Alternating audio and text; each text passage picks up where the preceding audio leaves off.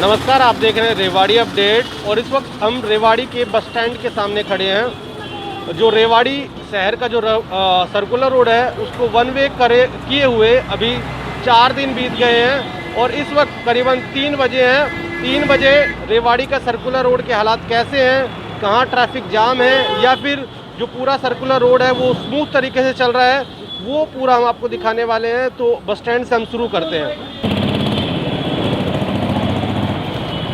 तो bus stand के बाहर का ये नज़ारा आप देख सकते हैं कि सर्कुलर रोड पर इस वक्त हम चल रहे हैं और जो रोड रेवाड़ी बस स्टैंड है उसका एग्जिट पॉइंट है ये। तो यहाँ से जो बसें निकलती है वो वाया बावल चौक होते हुए या फिर जिनको अगर झज्जर चुंगी जाना है, झज्जर चौक जाना है तो वो नाई वाली होते हुए रेलवे चौक होते हुए निकलेगी। तो फिलहाल बावल चौक का आप ये नज़ारा देख रहे हैं। रेड लाइट काम नहीं कर रही है, लगाई जरूर गई है यहाँ पे।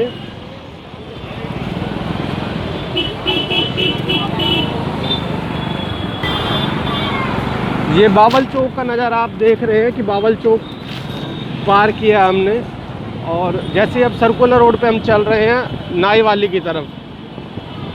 तो ट्रैफिक स्मूथ तरीके से चल रहा है, हालांकि ट्रैफिक का दबाव ज़्यादा होने के कारण उतनी रफ्तार नहीं है, लेकिन ये कह सकते हैं कि ट्रैफिक चल रहा है।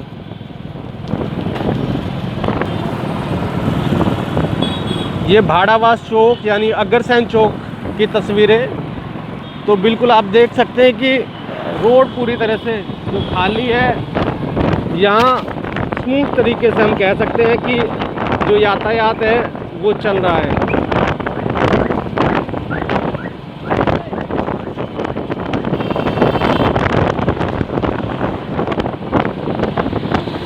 एक दो वाहन है वो भी रोंग साइड आ रहे हैं और नियमों का पालन कराने के लिए जो ट्रैफिक पुलिस के कर्मचारी हैं वो अलग अलग जगह खड़े हैं और चालान भी कर रहे हैं। तो नाई वाली चौक पर हम पहुंच चुके हैं। नाई वाली चौक पर वाहनों की लाइन लगी हुई है क्योंकि यहाँ क्रॉसिंग होती है, क्योंकि नारनौल की तरफ से जो ट्रैफिक आ रहा है उसको झज्जर चौक की तरफ डाइवर्ट किया हुआ है। लेकिन कंजेस्टेड यहाँ जो जगह है, इस जगह पे जो बसें होती हैं आप देख सकते हैं कि नारनौल की तरफ महेंद्रगिरी रोड की तरफ जो सवारी हैं जाने के लिए रोड पे खड़ी है। तो यहाँ से उनको जब बैठाया जाता है तो सड़क के ऊपर ही बस को पार करके सवारियों को बैठाया जाता है, जिसकी वजह से जाम जैसे हालात बन जाते हैं। लेकिन नाई वाली से अभी नाई वाली चौक हमने पार कर लिया है। तो नाई वाली चौक पे आप देख सकते हैं कि पल भर में हमने नाई वाली चौक पार कर लिया। और जब वन वे नहीं था तो उससे पहले काफ़ी समय यहाँ बिताना पड़ता था।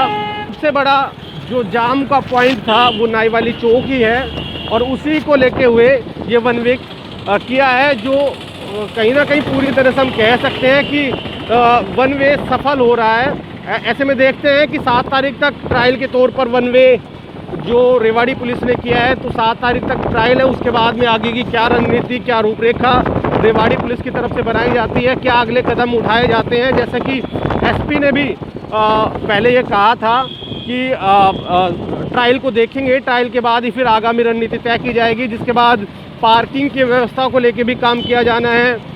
जो अतिक्रमण लोगों ने किया हुआ है उसको लेके भी काम किया जाना है। तो ये तमाम चीज़ें आगे की जानी है, लेकिन पहली प्रायोरिटी ये थी कि वन वे को देखा जाए। जैसा कि आप देख रहे हैं कि सड़कों पे लोगों ने वाहन पार्क किए हुए हैं।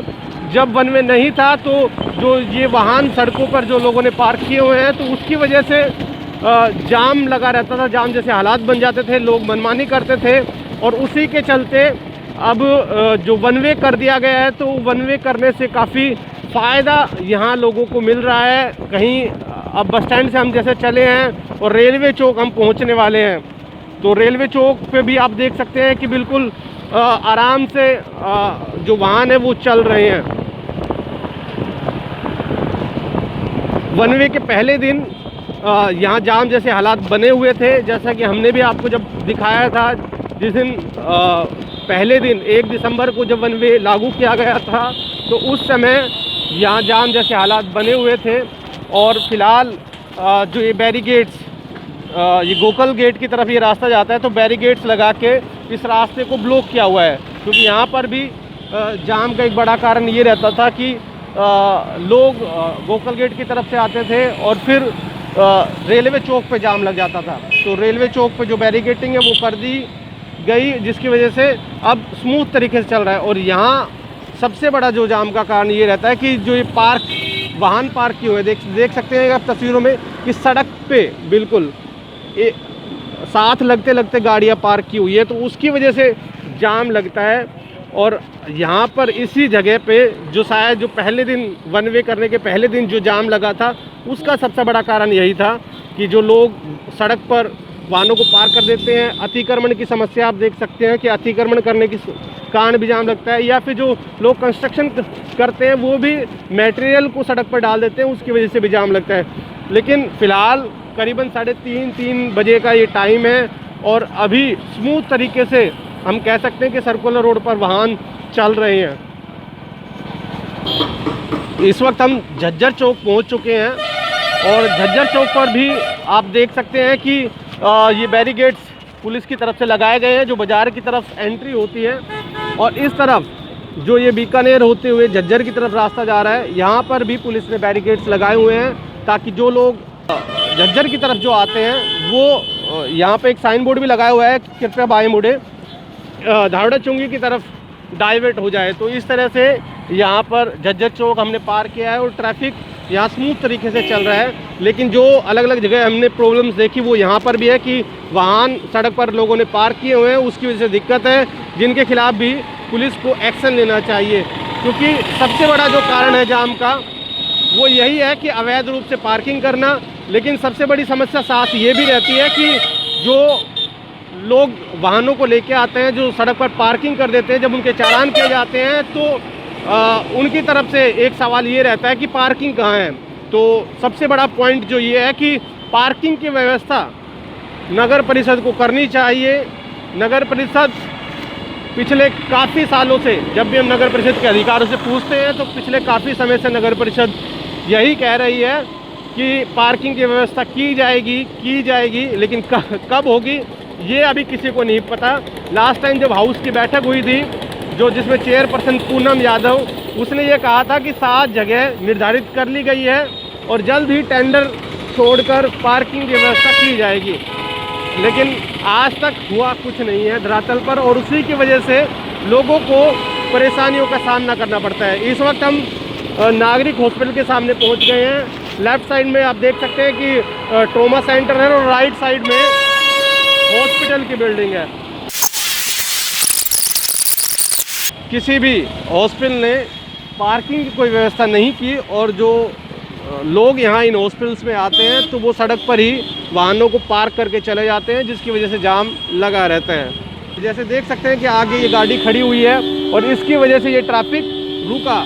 हालांकि स्मूथ तरीके से चलना चाहिए था, लेकिन 1-2 गाड़ी जो बीच में खड़ी हो जाती है उसके कारण जाम लग जाता है और फिर धीरे धीरे जाम बढ़ता चला जाता है। लेकिन वन वे करने का ये फ़ायदा ज़रूर है कि जब वन वे कर दिया है तो लोग लेफ़्ट राइट से निकल जाते हैं। अगर ये वन वे नहीं होता तो सामने से आगे पीछे गाड़ियाँ लग जाती है और जो जाम है वो धीरे धीरे बढ़ता चला जाता है। तो नाई वाली धावड़ा चुंगी हम पार कर रहे हैं। धावड़ा चुंगी पे आप देख सकते हैं कि झज्जर चौक की तरफ जो रास्ता जाता है इसको बैरिकेड लगाकर बंद कर दिया गया है। कुछ बाइक्स हैं जो धावड़ा चुंगी से बाज़ार में जाने की कोशिश कर रही है, और धावड़ा चुंगी पर भी जो आगे बाज़ार की तरफ रास्ता जाता है उसको भी बैरिकेटिंग लगा के बंद कर दिया गया है।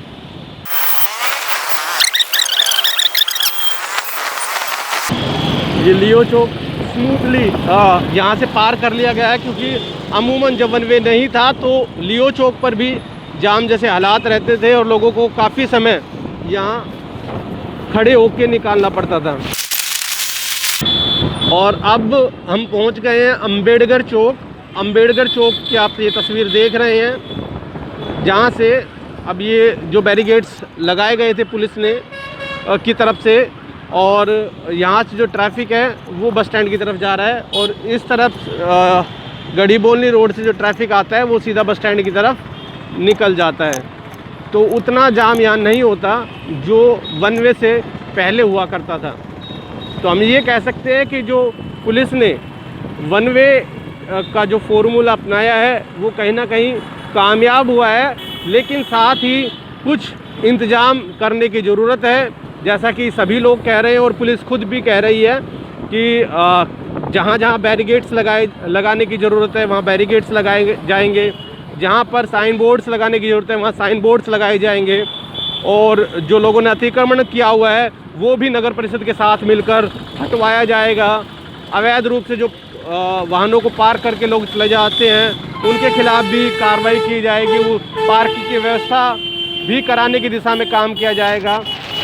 तो फ़िलहाल हम बस स्टैंड के सामने पहुंच चुके हैं। बस स्टैंड के पास जो बस स्टैंड का एंट्री पॉइंट है उसके सामने हम पहुंच चुके हैं, और उससे पहले जो चौक बनता है उस चौक पे हल्का फुल्का थोड़ा सा ट्रैफिक का दबाव होने के चलते जाम लग जाता है। तो बस स्टैंड से हमने आपको दिखाया और अब वापस हम बस स्टैंड पहुंच गए हैं। नाई वाली चौक पर किस तरह के हालात थे, रेलवे चौक पर क्या व्यवस्था है, झज्जर चौक पर क्या व्यवस्था है, धारड़ा चुंगी पर किस तरह की व्यवस्था की गई है और क्या व्यवस्था करना बाकी है, वो हमने आपको दिखाया। और वापस हम बस स्टैंड के सामने पहुंच चुके हैं। बस स्टैंड के सामने करीबन जो सर्कुलर रोड का 5 किलोमीटर का जो हिस्सा है ये 20 से 25 मिनट में हमने कवर किया है। तो पूरा जो ट्रैफिक है, जहाँ भी ट्रैफिक स्मूथ तरीके से चल रहा है। हालांकि जो सुधार की ज़रूरत है वो हमेशा जो रहती है कि जो अवैध रूप से जो वाहन सड़क पर पार्क करके चले जाते हैं वो सुधार की ज़रूरत है।